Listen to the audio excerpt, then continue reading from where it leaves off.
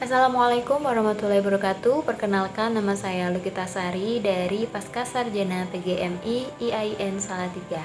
Jadi di sini saya akan mempresentasikan hasil review saya mengenai Al-Fatihah dalam buku karya Ziauddin Sardar, yakni Reading the Quran. Al-Fatihah memiliki 7 ayat.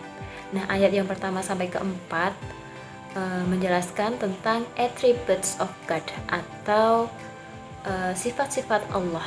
Dalam ayat pertama yang berbunyi Alhamdulillahirabbil alamin, praise to be God, the sustainer of the world. Segala puji bagi Allah, Tuhan pemelihara semesta alam.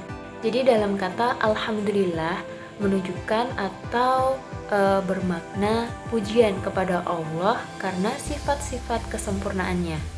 Kemudian dalam kata Rabbil Alamin atau sustainer, the sustainer of the world, bermakna bahwa Allah lah yang menciptakan alam semesta ini dan Allah pula yang memelihara alam semesta ini. Dalam buku ini saya mengutip beberapa kalimat.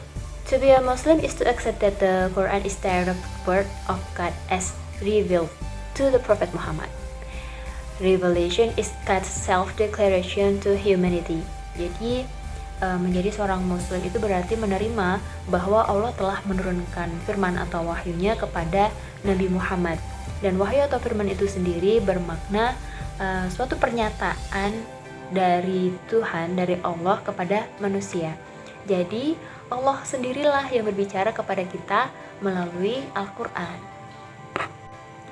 And then clearly God, who possesses such incredible creative power and authority, is beyond the comprehension of humanity. Jadi Allah memiliki kekuatan dan otoritas yang sangat tinggi sehingga kita manusia yang memiliki banyak keterbatasan tidak mampu untuk melampauinya. Yang berarti dia tidak dapat dicapai oleh penglihatan mata, namun dia dapat melihat segala yang terlihat. Dan dialah Sang Maha Lembut dan Maha Mengetahui. Dalam ayat ini telah dijelaskan bahwa Allah tidak menyerupai apapun yang ada di alam semesta ini. Penglihatan dunia tidak dapat melampauinya, tidak dapat meliputinya, karena Allah tidak diliputi oleh tempat maupun waktu. God is the rock, the source, sustainer, true owner, and the Lord of the world. Jadi Allah adalah Rob, Allah adalah sumber, Allah adalah pemelihara, dan Allah adalah sang pemilik dan juga Tuhan semesta alam. Segala yang ada di alam semesta ini adalah milik Allah Subhanahu wa Ta'ala. Allah memiliki 99 nama yang sering kita lihat di Al-Quran. Di setiap Al-Quran pasti ada, itu di dekat sampul ya. Dan itu adalah Asmaul Husna. Jadi Asmaul Husna itu sendiri adalah nama-nama terbaik yang disandarkan pada sifat-sifat Allah. Menurut Quraisy Shihab, nama-nama tersebut berbentuk superlatif atau bentuk kata yang menyatakan paling. Misalnya Ar-Rahman yang bermakna Maha Pengasih, Ar-Rahim Maha Penyayang, paling pengasih, paling penyayang. Ar-Rahman, Ar-Rahim, Al-Malik, Al-Qudus, Jabar, Mutakabir, Khalik, Bari, Musawwir, dan sebagainya. Kemudian dalam ayat kedua, Ar-Rahmanir-Rahim, merciful to all, compassionate to each. So Ar-Rahman sendiri means loving, grace, and tenderness. In this case, the most merciful. Allah Subhanahu wa Ta'ala doesn't care who we are, believer or not, Muslim or non-sectional or unbeliever, but Allah still gives love to humans in a certain form. Jadi Allah Maha Pengasih. Dalam hal ini Allah tidak peduli siapa kita, beragama atau tidak, muslim atau non-muslim, atau bahkan ateis, tapi Allah tetap memberikan kasih sayangnya kepada manusia dalam bentuk-bentuk tertentu. Sedangkan Ar-Rahim is seen as introducing an active connotation. It is good which must be obtained through good deeds. In this case, especially for the believing servants of Allah, if a servant of Allah carries out his order and stays away from his prohibition, then he will always be loved by Allah. Jadi Ar-Rahim ini menunjukkan konotasi yang aktif, yakni perbuatan, suatu perbuatan.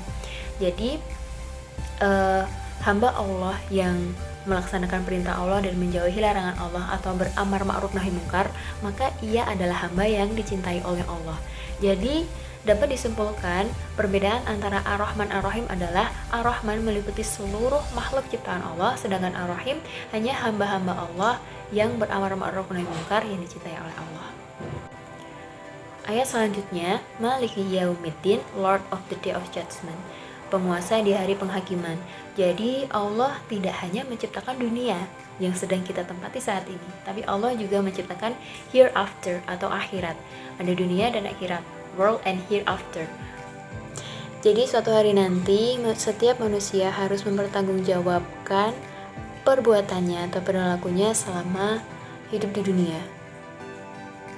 Manusia yang memiliki amal ibadahnya lebih sedikit daripada dosanya, maka dia akan masuk ke neraka atau hell. Begitu juga sebaliknya, jika amal ibadahnya lebih banyak daripada dosa-dosanya, maka ia akan masuk ke surga. So it's your choice, hell or heaven. Kemudian ayat selanjutnya, Iyyaka na'budu wa iyyaka nasta'in. You do we worship and to you we call for aid. Kepadamu kami menyembah dan kepadamu kami memohon pertolongan.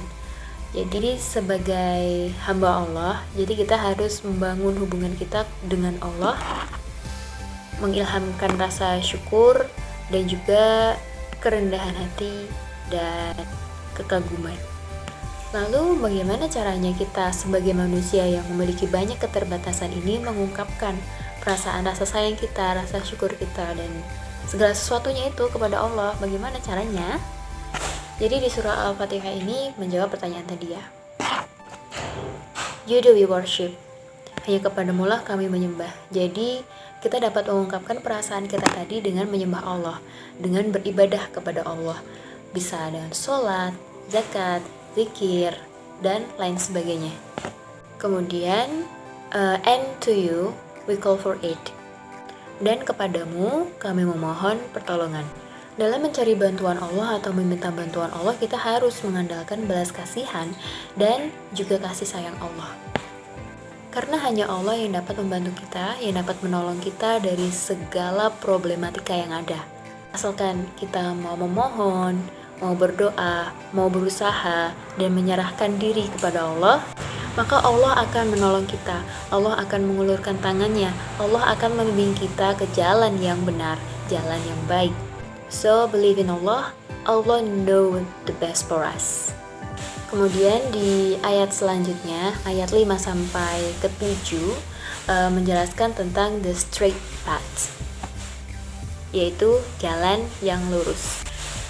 Guide us to the straight way, the path of those on whom your grace abounds, not those on whom your anger falls, nor those who go astray. Tuntun kami ke jalan yang lurus, jalan orang-orang yang engkau limpahi dengan rahmat, bukan jalan orang-orang yang engkau murkai, dan bukan orang-orang yang sesat. Makna jalan lurus menurut Jauddin Sardar dalam buku ini adalah jalan yang menuju arah keabadian. Jalan yang dimaksud adalah navigasi yang kita gunakan untuk menilai bagaimana manusia atau seseorang melakukan sesuatu dalam perjalanan. Jadi maksudnya dalam menjalani kehidupan kita di dunia yang sementara ini, hendaknya kita melakukan perbuatan-perbuatan yang baik, yang tidak melenceng dari aturan-aturan yang telah ditetapkan oleh Allah. Ada pepatah yang mengatakan bahwa ning dunyo kur mampir ngombe. Jadi di dunia ini kita tidak selamanya. Jadi di dunia ini tidak kekal. Kita akan memiliki kehidupan yang kekal di akhirat nanti. Jadi kita sebagai manusia yang sedang diuji di dunia, kita harus melakukan hal-hal yang baik agar bisa menjadi bekal kita di akhirat nanti, sehingga cita-cita kita untuk masuk ke surganya Allah dapat tercapai. Alangkah baiknya kita sebagai manusia mempersiapkan diri kita, mempersiapkan bekal kita menuju akhirat nanti. Kita lakukan hal-hal yang baik, yang sesuai dengan tuntunan Allah, sesuai dengan petunjuk-petunjuk Allah, bukan dengan jalan yang dimurkai Allah atau sesat. Nah, jadi demikian presentasi saya mengenai Al-Fatihah berdasarkan buku karya Jauddin Sardar, yakni Reading the Quran. Semoga bermanfaat. Mohon maaf atas kekurangannya. Billahi fisabilil haq, fastabiqul khairat. Wassalamualaikum warahmatullahi wabarakatuh.